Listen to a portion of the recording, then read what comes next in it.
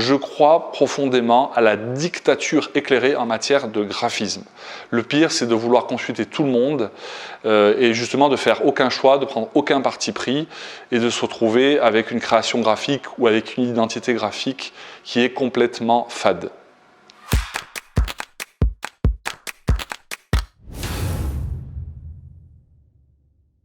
Bonjour à tous et bienvenue dans cette nouvelle vidéo dans laquelle je vais vous parler du sujet suivant: comment mener à bien un projet dans le domaine du graphisme, comment réussir son projet. Alors pour cela, je vais aborder 5 points.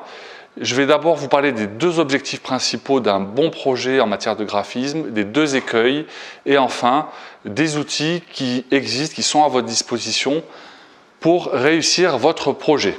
Pour moi, il y a 2 objectifs d'un bon projet graphique. Le premier objectif, c'est de rendre visible sa marque et de se démarquer de sa concurrence. Pour moi, le deuxième objectif d'un projet graphique réussi, quand on est dans une entreprise, c'est de se sentir à l'aise avec les couleurs et avec l'image de sa marque. L'idée, c'est d'être bien dans ses pompes et d'aimer sa marque et d'aimer son entreprise, ce qui est un aspect extrêmement important. Ensuite, il y a 2 écueils. Pour moi, les 2 écueils principaux, c'est de faire de son projet graphique une œuvre artistique. Alors là, il n'y a rien de pire. Vous allez droit à la catastrophe et je vais vous donner certaines explications, certains arguments qui me font penser ça. La deuxième chose, c'est de vouloir plaire absolument à tout le monde et d'impliquer tout le monde en interne dans votre entreprise en faisant par exemple un sondage sur le logo ou la plaquette que vous avez fait. Ça, c'est pour moi le deuxième écueil principal. Et enfin, donc, je vous parlerai des outils. Alors, on est parti et je vais vous parler du premier objectif qui est de se distinguer à travers une création graphique. Alors, quand je parle de création graphique, ça peut être assez varié. Ça peut être la création d'un logo, ça peut être la création d'un flyer, d'une plaquette, d'un rapport d'activité. Ça peut être une affiche, ça peut être un kakémono.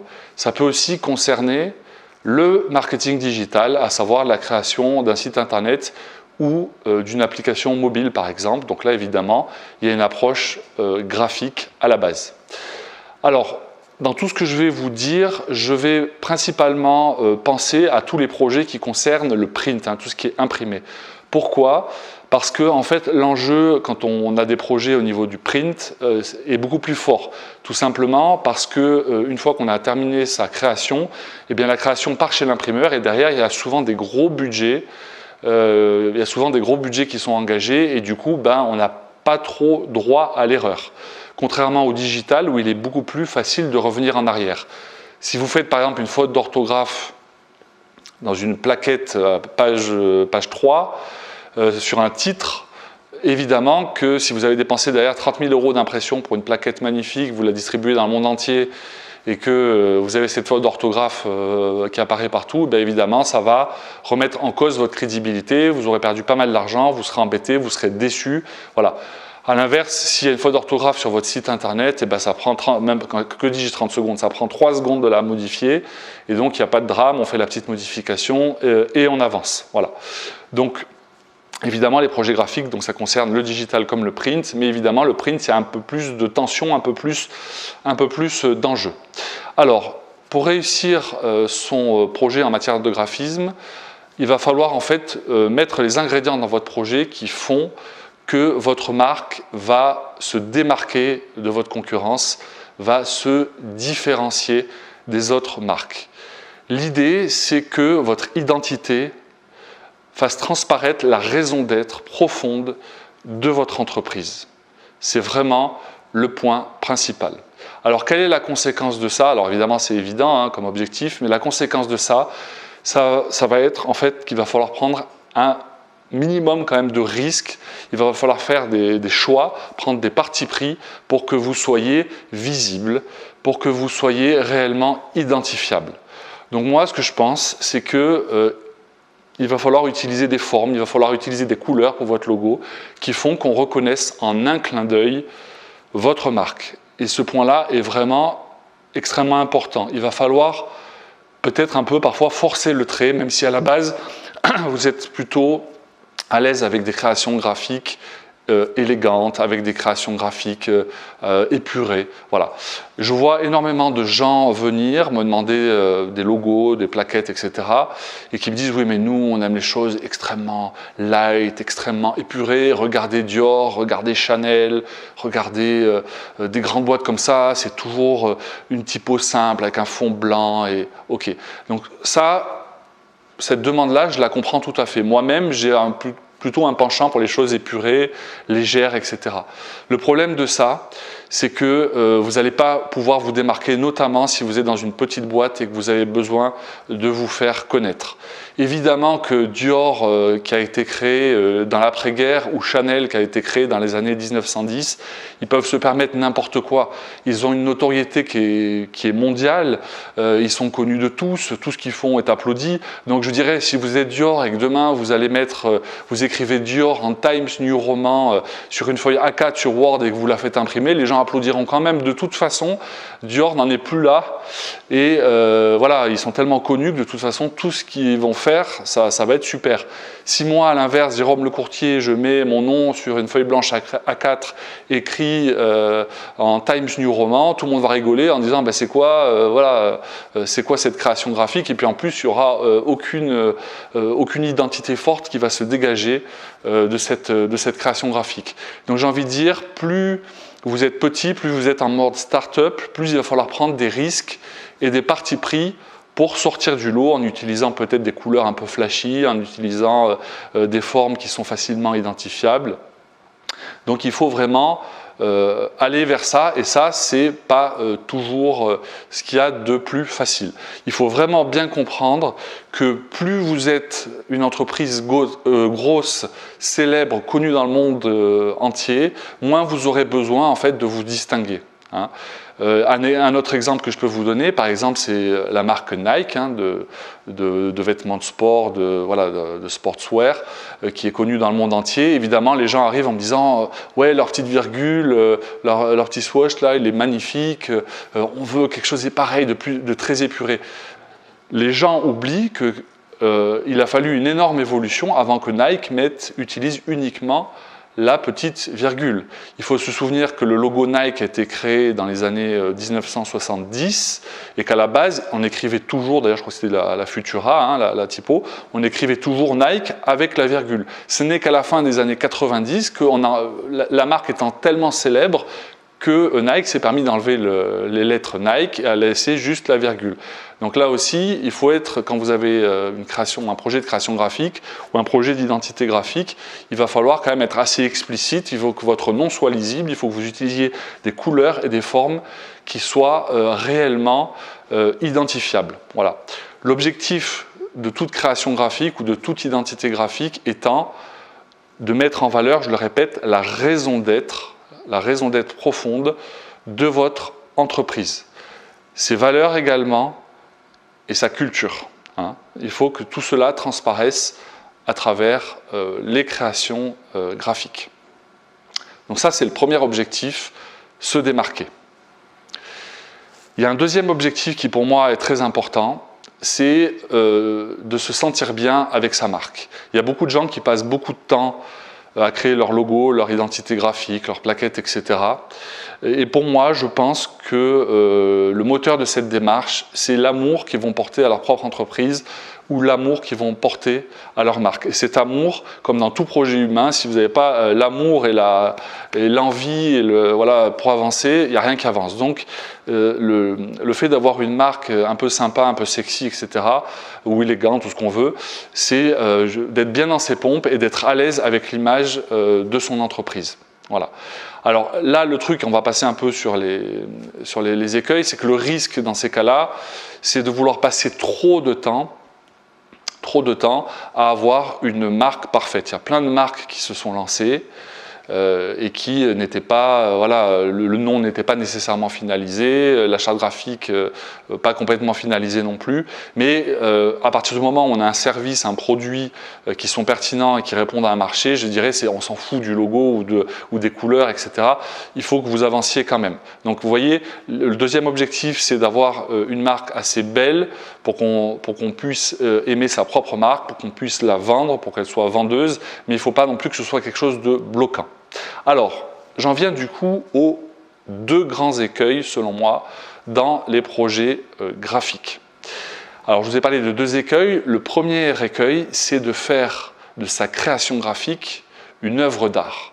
Alors ça, il n'y a rien de pire. Ça rejoint exactement ce que je disais juste avant, c'est-à-dire qu'on est tellement obsédé par la perfection qu'on veut mettre dans sa réalisation graphique, dans son logo, dans son affiche, qu'en réalité, on va y passer des mois et des mois et des mois, on va perdre un temps fou, alors qu'en réalité, ce que les gens attendent, c'est un service ou un produit qui répondent à leurs problèmes.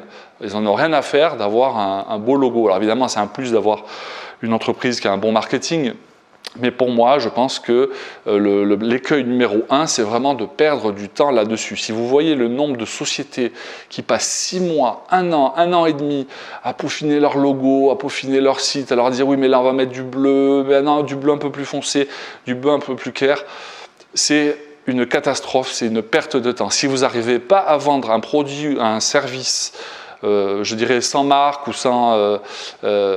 c'est que peut-être le problème à la base, c'est votre produit ou votre service. N'allez pas perdre du temps en dépensant de l'argent auprès d'agences de com. Bon, c'est pas dans mon intérêt que je dis ça, mais n'allez pas perdre trop de temps à créer le logo parfait ou la plaquette parfaite. L'idée, c'est d'avancer.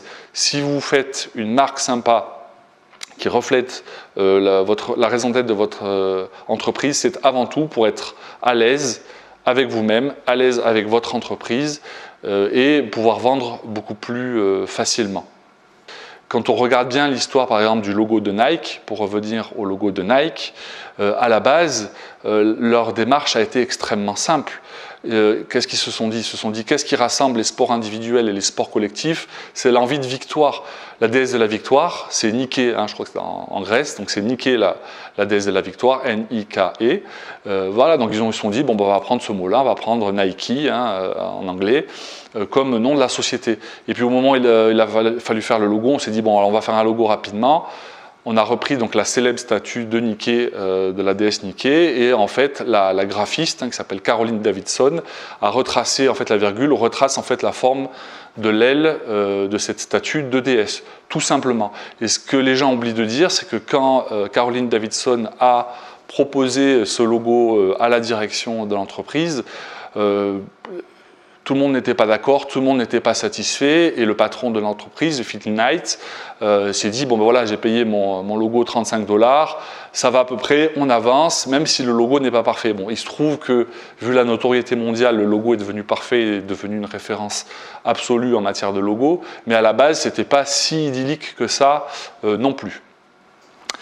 Je passe au deuxième écueil, le deuxième risque, c'est de vouloir satisfaire tout le monde, et notamment de vouloir satisfaire tout le monde en interne dans votre entreprise. Alors pourquoi est-ce que je dis ça? Vous vous souvenez que l'objectif principal, hein, c'est ce que je disais tout à l'heure, c'est de pouvoir se démarquer, prendre des risques, prendre un parti pris, avoir des couleurs un petit peu vives pour se démarquer de sa concurrence et frapper les esprits. Le problème de ça, c'est que rares sont les cas où tout le monde sera d'accord.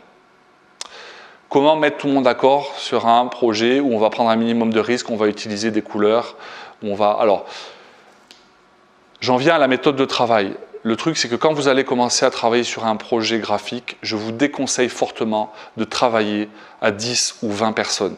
C'est une catastrophe. Je l'ai vécu, j'ai présenté des projets graphiques, par exemple en comité de direction avec 15 personnes. Le problème, c'est que sur 15 personnes, il y en a 5 qui vont vouloir du rouge, 5 qui vont vouloir du vert, 5 qui vont vouloir du bleu, et au final, comme personne n'est d'accord, tout le monde va dire ah ben, on va faire du gris, comme ça, tout le monde est d'accord. Donc on part sur une base commune qui est sans intérêt, on coupe la poire en deux, on n'arrive pas à se démarquer, on n'a pas de parti pris. Et en plus, souvent, les projets durent 2 ans parce qu'en fait, personne n'arrive à être d'accord.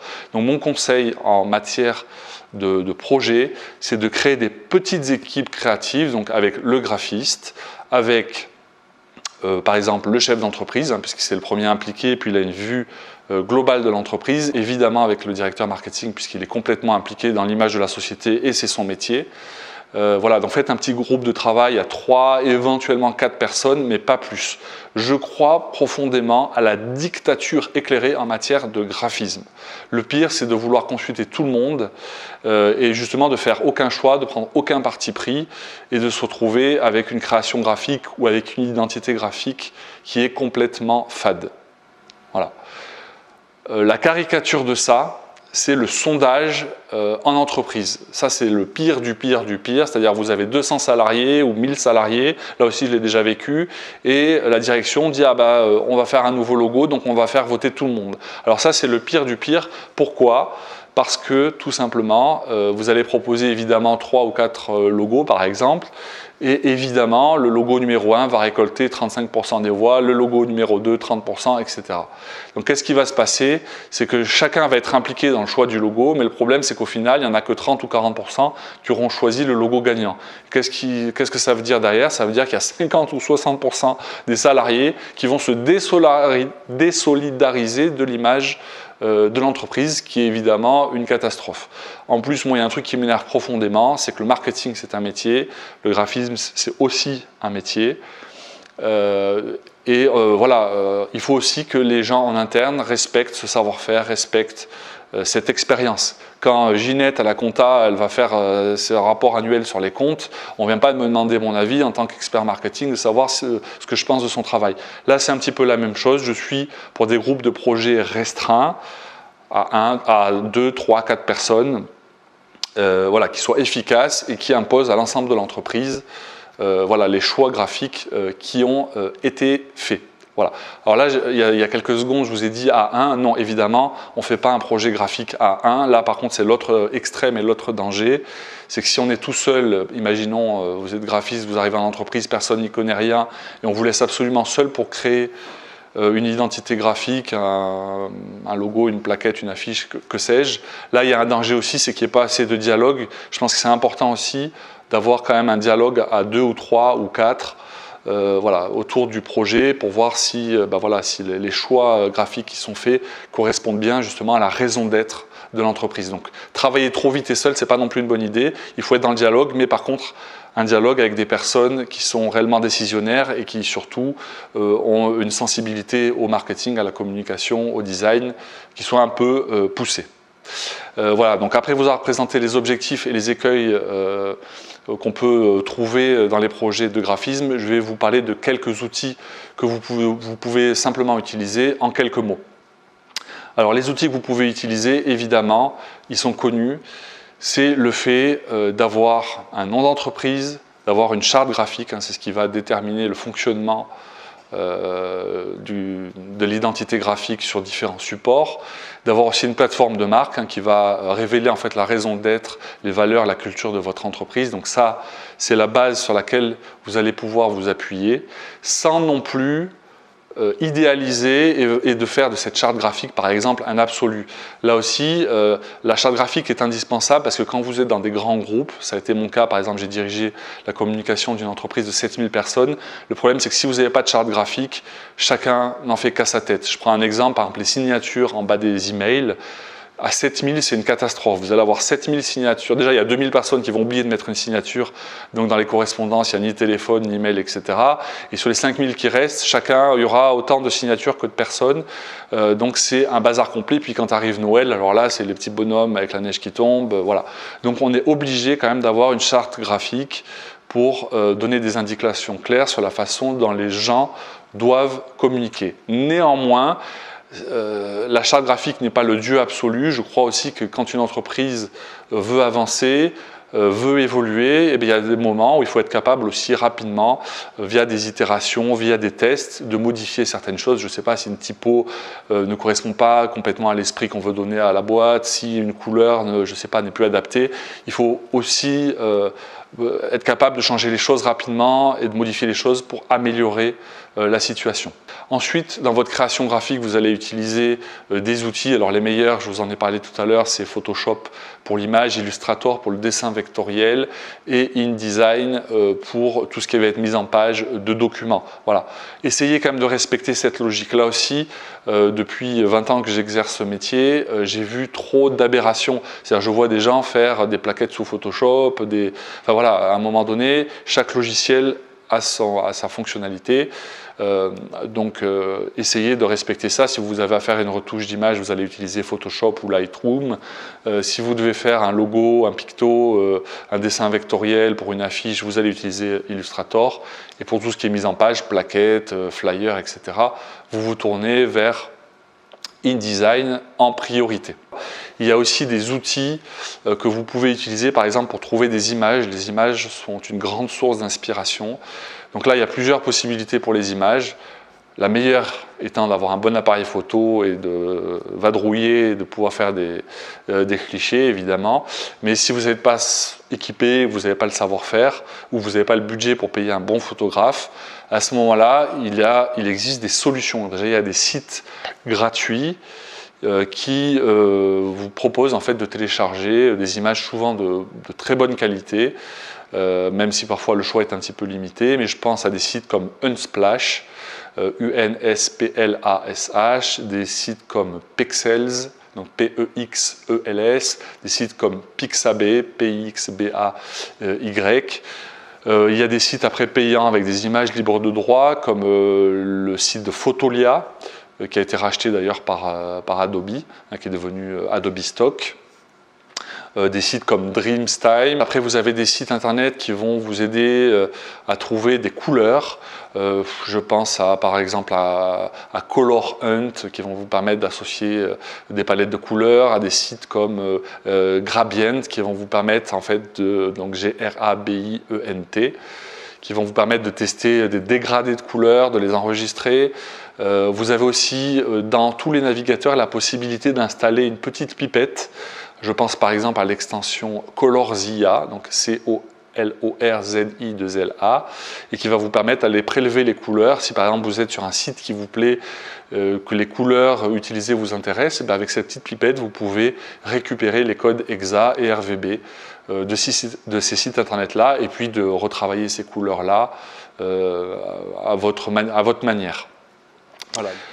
Donc voilà pour les images, voilà pour les couleurs, pour les typographies, vous allez également avoir des sites à disposition qui vont vous aider à trouver des typographies. Je pense au site à nouveau d'Adobe, Adobe Fonts, qui va vous présenter énormément de typographies. Donc là, vous pouvez en fait écrire un mot ou une phrase et voir le rendu de ce mot ou de cette phrase dans une typographie donnée et avec un graissage donné, plus ou moins gras, etc. Vous avez des sites comme MyFonts, MyFonts, où là aussi vous allez pouvoir acheter des typographies et tester en fait des typographies. Pareil, vous écrivez un mot, une phrase et vous allez voir le rendu dans la typographie donnée. Donc ça aussi c'est un site payant. Vous avez également le site de Google Fonts. Donc là par contre ce sont des typographies qui sont qualitatives et gratuites. Donc si vous n'avez pas de budget, si vous ne souhaitez pas acheter de typographie, je vous recommande très fortement d'utiliser Google Fonts parce que vous allez avoir des familles de typos qui sont complètes. N'utilisez pas par exemple un site comme celui de Dafont. Dafont c'est une catastrophe, vous allez trouver plein de typos, mais le problème c'est que souvent elles vont être incomplètes. Dès qu'il va y avoir des glyphes un peu plus compliqués, ils ne vont pas être à disposition. Parfois vous allez avoir des lettres avec accent que vous ne trouverez pas. Donc perdez pas trop de temps sur des sites comme Dafont, allez plutôt directement sur Google Fonts et choisissez des familles de typos voilà, qui sont les plus utilisées, qui sont les plus élégantes. Voilà, vous allez vraiment avoir énormément de choix. Vous avez également un site, alors je ne me rappelle plus très bien le nom, je crois que c'est wordmark.it, donc WORDMARK.it. Si vous allez sur ce site-là et que vous rentrez un mot, en fait ce site va utiliser les typographies qui sont installées sur votre ordinateur et qui va vous sortir un rendu de votre mot ou de votre phrase à partir des typographies installées sur votre ordinateur. Donc là aussi, c'est super intéressant de pouvoir tester les typos de cette manière-là. Le seul petit défaut de ce site, c'est qu'elle ne va pas nécessairement reconnaître toutes les typographies de votre ordinateur. Donc voilà pour les typographies, un outil de plus qui peut vous permettre de trouver voilà, le bon mariage de typographie. Donc là aussi sur les typos, faites attention dans les projets graphiques, partez pas sur des typos trop compliqués ou trop illisibles. Il vaut mieux associer 2 typographies qui soient vraiment lisibles, peut-être une pour les titres un peu plus originales éventuellement, mais partez sur des choses simples et des choses lisibles, c'est extrêmement important. Voilà. Et enfin, donc, dans la gestion de projet, n'hésitez pas en amont, avant de trop avancer dans votre projet, à faire ce qu'on appelle des mood boards, c'est-à-dire qu'un mood board, c'est une planche sur laquelle on va disposer certains éléments. Imaginons que je crée une entreprise qui fabrique des jus d'orange, je dis absolument n'importe quoi, eh bien vous allez nécessairement avoir des sources d'inspiration. Vous allez aller voir éventuellement les concurrents, vous avez peut-être d'autres sites internet ou d'autres documents qui vous ont tapé dans l'œil, et là vous allez pouvoir mettre sur ce mood board une typographie qui vous plaît, des images qui vous inspirent, qui ont été récupérées sur des sites gratuits, des couleurs qui vous semblent bien correspondre à la mission de votre entreprise. Vous allez rassembler tout ça sur cette planche. Alors vous pouvez le faire sur n'importe quel logiciel de base. Par exemple, PowerPoint est un très bon logiciel pour faire ça. Vous utilisez une planche PowerPoint, vous mettez tous vos petits ingrédients, les typos qui vous plaisent, les images qui vous plaisent, les couleurs que vous allez utiliser. Et à partir de tout ça, vous allez avoir une planche qui va vous inspirer et qui va vous permettre par la suite en fait, d'avancer dans votre projet graphique, de faire des propositions qui correspondent le mieux possible à la commande ou le mieux possible à ce que vous demande votre patron dans votre entreprise. Pour tout ce qui est projets, évidemment, digitaux, etc., n'hésitez pas à faire aussi ce qu'on appelle des zonings, c'est-à-dire que vous pouvez aussi dessiner des grands blocs pour disposer les éléments sur une page. Et avant de rentrer dans le développement concret de votre page web, en développant en PHP, en HTML, et, enfin tous les langages que vous pouvez utiliser, ça vous permet quand même d'avoir une disposition grossière de tous les éléments et de valider, on va dire, le fonctionnement global de vos pages, qui vous fera aussi gagner du temps par la suite. J'espère que cette vidéo va vous être très utile. Je vous dis bon vent, bon courage dans vos projets et à très bientôt.